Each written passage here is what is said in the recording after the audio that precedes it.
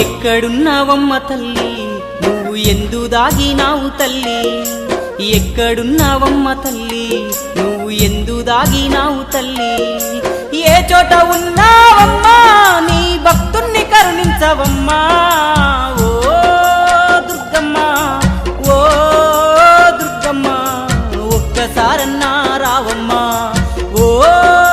దుర్గమ్మ ఓ దుర్గమ్మ ఒక్కసారన్నా రావమ్మా ఒక్కసారన్నా రావమ్మా